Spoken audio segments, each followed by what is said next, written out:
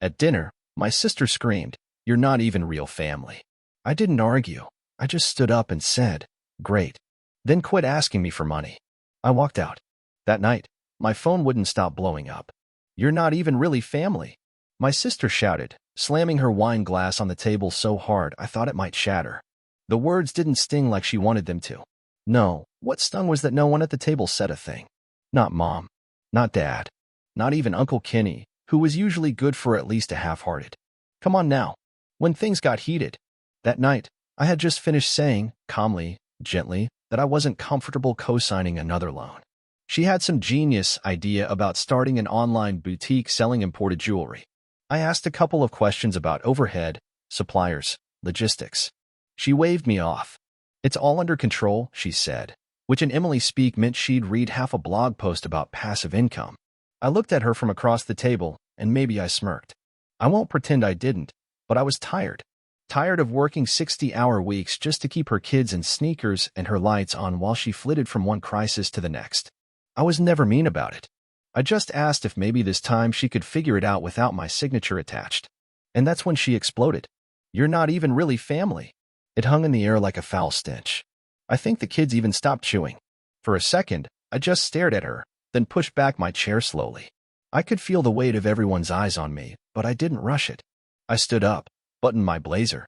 It was a casual dinner, but I always dressed like someone who knew what boundaries felt like, and said, "Cool. Then stop asking me for money." I walked out. No yelling. No slamming. Just quiet, deliberate footsteps.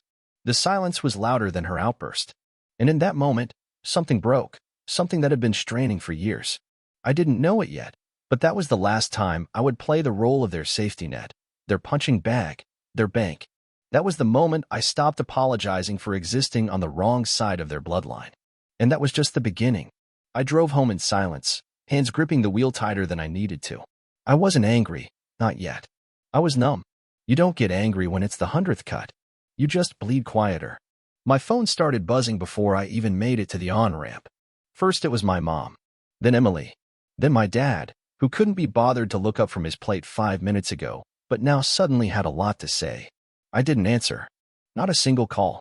Instead, I poured myself a drink, sat on the couch, and scrolled through the messages like I was reading a script I'd already memorized. "Emily, you didn't have to embarrass me in front of everyone. The kids saw that." "Mom, Tom, please. She's just stressed. You know how hard it is for her." "Dad." She apologized, sort of. "Come back tomorrow, and we'll talk." That last one made me laugh. Apologized, sort of. That's the family motto, isn't it?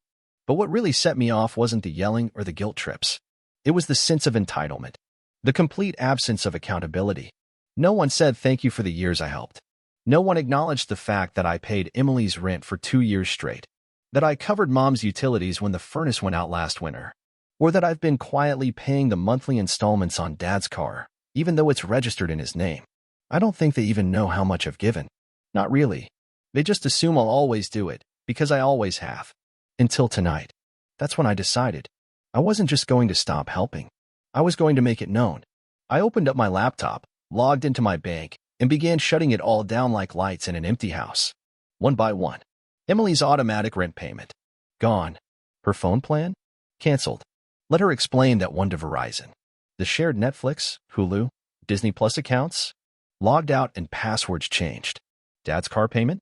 Canceled. Good luck with that next billing cycle. And then I opened a spreadsheet. It took hours. I scoured bank statements, old receipts, text messages, every transaction, every Venmo, every. Can I just borrow $200 till Friday? I had ever since 2017. By the end, the total was just north of $38,000. That's when the anger finally came. Because it wasn't just about money. It was the gaslighting. The way they made me feel guilty for not giving enough while giving nothing in return. The way my sister weaponized bloodlines when it suited her, but never stopped cashing the checks. They never called me their half-brother. But they needed something. Only when I said no. So I took a screenshot of the final total. Added a few notes next to some line items. Emily's Hawaii trip, June 2022. Just in case anyone forgot. And then I opened the family group chat. It was just after 2 a.m. when I had sent. The group chat had been quiet for an hour or so. Probably everyone asleep, still digesting whatever casserole Mom made for the family dinner. But I didn't care. I wasn't writing this for their convenience. I was writing it for me. Tom, since Emily made it clear tonight that I'm not even really family, I'd like to share what I've contributed as a non-family member. Attached is a detailed record of every payment I've made to help support this family over the last 7 years. $38,412.26 to be exact.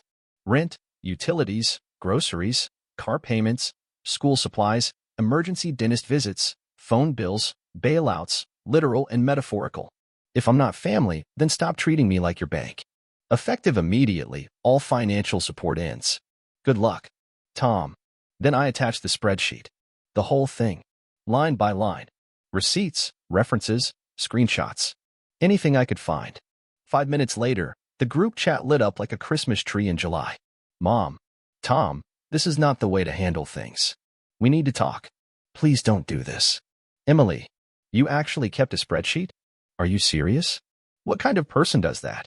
Dad, you're making a mountain out of a molehill. This is petty, Tom. You're better than this. I stared at the screen, dry-eyed. Calm. For once in my life, I wasn't anxious or second-guessing myself. I wasn't twisting myself into a pretzel to keep everyone happy. I was done. So I sent one more message. Tom, boundaries aren't petty. You made it clear I don't belong.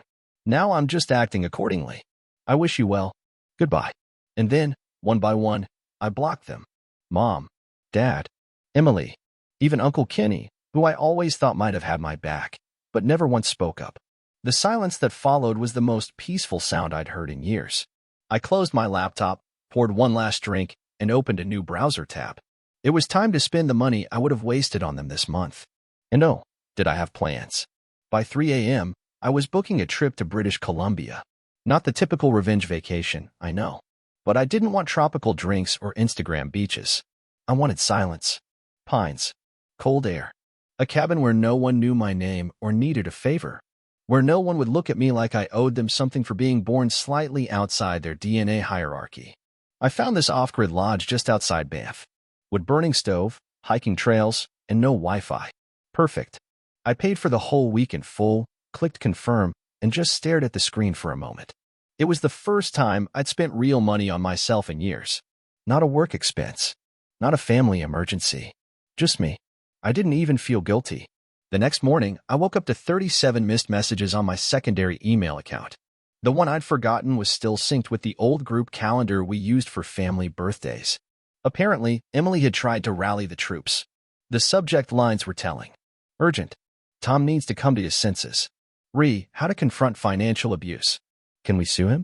One of the emails, sent by Dad oddly, had the nerve to say, I don't know what kind of man keeps receipts on his own family. That's not love. That's control. I read it twice, let out a dry laugh, and then deleted the account entirely. They could scream into the void all they wanted. I wasn't listening anymore. That night, I did something I hadn't done in a decade. I took myself out to dinner. A real one. No coupons. No watching the check like it might grow teeth.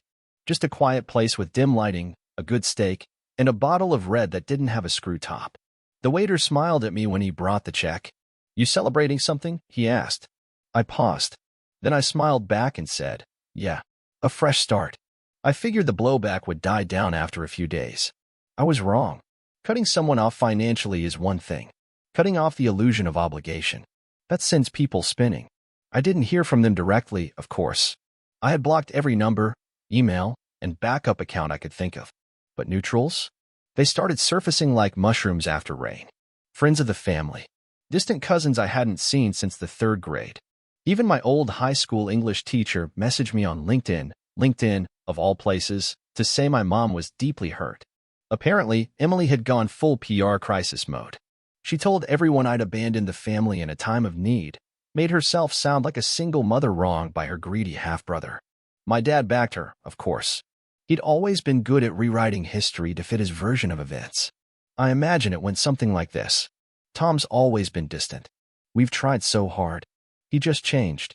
The irony wasn't lost on me. I had changed. What they didn't expect was that the people I did still talk to, my coworkers, my actual friends, even my therapist, knew better. They'd heard the stories over the years. They knew how many emergencies I'd paid for that somehow always aligned with Emily's shopping sprees or her husband's. Investments. One of my colleagues, Jess, left a bag of pastries on my desk with a note. Saw your spreadsheet. Savage. Proud of you. She wasn't even kidding. The story had somehow made the rounds at work. I didn't mind.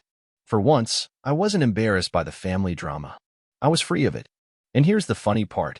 After the group chat message went viral among the extended family, two of my cousins quietly reached out and said they'd been loaning Emily money too. I guess I wasn't the only bank she'd been robbing with a smile. 3 days before my trip, I got a message on Facebook from someone I didn't recognize at first, Marcy Bennett, one of Emily's old college friends. We'd met once at some birthday thing years ago, but hadn't spoken since. Her message was short. Hey, I saw your post. Just wanted you to know, you're not crazy. Emily's been doing this for years. To everyone. That piqued my curiosity. I replied, not surprised. But what do you mean exactly? What she sent me next was enlightening. Screenshots. Voice notes. A PDF of old texts. Emily asking to borrow $1,000 to get her kids out of a dangerous daycare. That was the jewelry supplier trip, apparently. Another friend who wired her $500 when she claimed her youngest needed surgery, only to later see Instagram stories of her at a spa weekend. Emily didn't just milk the family. She bled dry anyone who still believed she was the same sweet girl from their college days. Suddenly, the spreadsheet I'd built felt like a chapter in a much bigger book. And for the first time in my life, I realized something important. It had never been about me. Not really. She wasn't cruel to me because I was her half-brother. She was cruel because that's who she was. That, you're not even really family, line? That wasn't a moment of truth. It was a line she thought would hurt the most. And she wasn't alone. My parents had been just as complicit. Their silence at the dinner table wasn't confusion. It was compliance. They were used to it. Comfortable in the pattern. I had just been the only one dumb enough, or maybe loyal enough, to stay in it for as long as I did. But not anymore. Not after this. Not after all the stories started rolling in. Not after I realized how many people had been in my exact shoes, wondering if they were selfish for finally saying no. The day before my trip, I mailed 3 letters. Yes, actual letters. Typed, printed, signed. Old school. One to my parents. One to Emily. And one to my lawyer. The first 2 were simple. No threats, no accusations, no dramatics. Just closure. Dear Mom and Dad, I understand now that your love came with fine print. I spent a long time trying to earn a seat at a table where my chair was always missing a leg. I won't do it anymore. I wish you peace. But I'm done. Tom. Dear Emily. You win. I'm out. You get the last word. You always do. But from now on, I don't hear it. Don't call me. Don't message me. Don't send someone else to do it either. We're square now. All debts settled. Take care of your kids. T. The third letter, to my lawyer, was less poetic and more functional. He had all the documentation now. Every receipt. Every message. Every time I co-signed a loan she never paid back. I wasn't planning to sue, not unless she tried something really stupid. But it never hurts to be ready. After that I packed light. A single duffel bag. A hiking journal. A paperback I never seemed to finish. And my phone, set to airplane mode for the foreseeable future. That night, I stood in my apartment and looked around at the stillness. No dings. No pings. No group chats or emergencies. Just silence. I smiled. And for the first time in years, I slept through the night. The flight to Alberta was early. Too early for regrets. I left before sunrise, before the city started humming, and before anyone could change my mind. I didn't tell anyone where I was going, not even the people I still talked to. Not out of spite, but because I wanted this to be mine. A quiet departure from a loud life. When I got off the plane and felt the cold mountain air hit my face, I swear it did more for my lungs than years of deep breathing ever had. The cabin was small, nestled among towering trees and wrapped in mist like something out of a novel. No TV. No internet. Just firewood, soft blankets, and a view that made me forget everything with a single glance. I didn't even unpack fully. I left the bag by the door and went straight outside. I walked trails for hours that day. No headphones. No music. Just the sound of my boots against dirt, and the wind threading its way through pine branches like it had something to say. Somewhere along mile 5, it hit me. Not just the realization that I had been carrying everyone else's weight for years, but that I had allowed it. Every bailout. Every favor. Just this once. I had said yes not out of generosity, but guilt. Guilt for being the half-sibling. Guilt for having a steady job.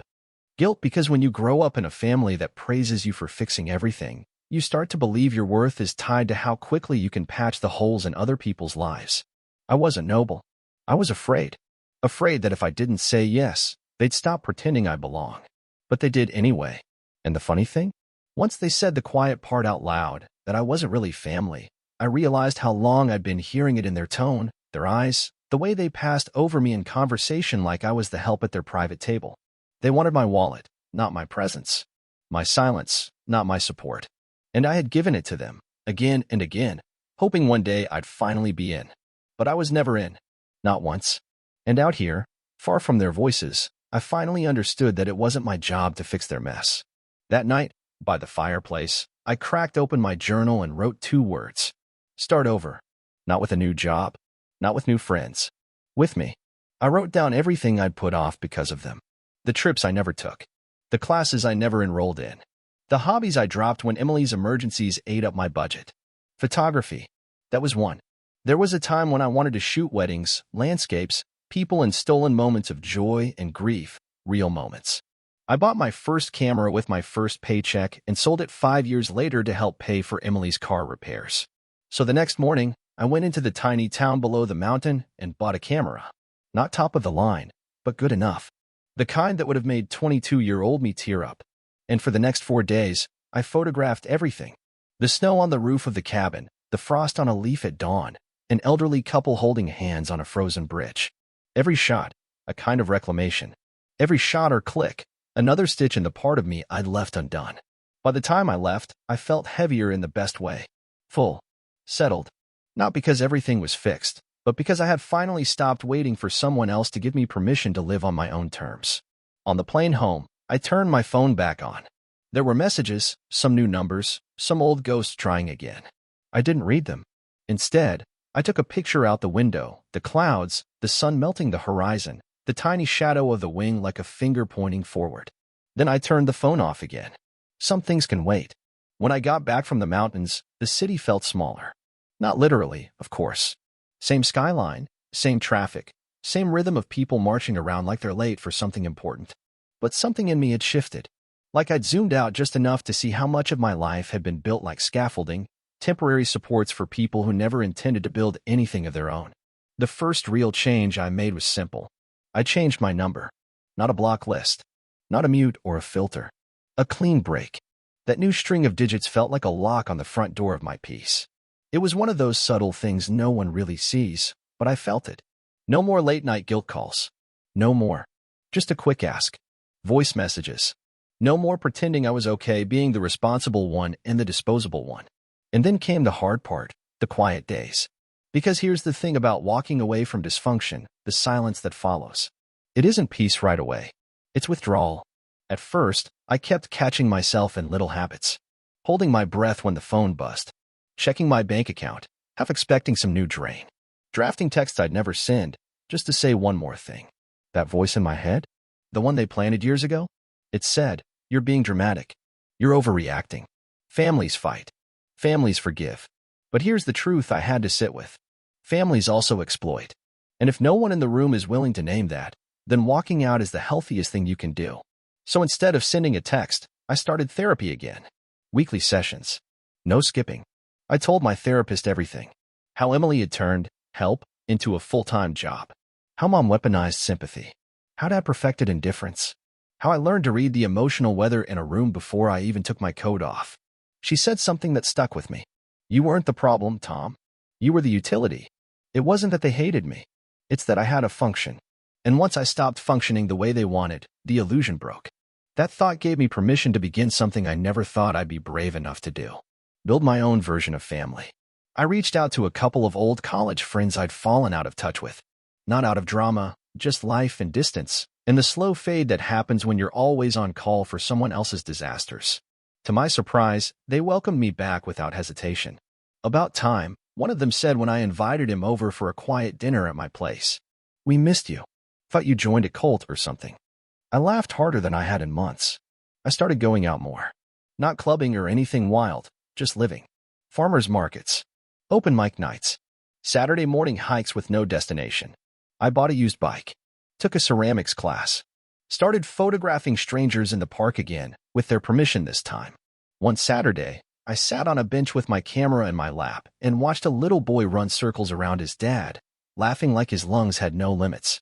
His father just stood there smiling, hands in his pockets, present. Not distracted. Not irritated. Just there. And something clicked in my chest. I want that. Not necessarily the kid. Not necessarily the white picket fence thing. But the presence. The ease. The kind of relationship where you don't have to prove your worth every time someone gets upset. Where family means mutuality, not martyrdom. It wasn't long after that I had dinner with my cousin Jake, the only other person from that side of the family who'd messaged me after everything went down. We met at a quiet Mexican place we used to go to as kids. He didn't ask for explanations.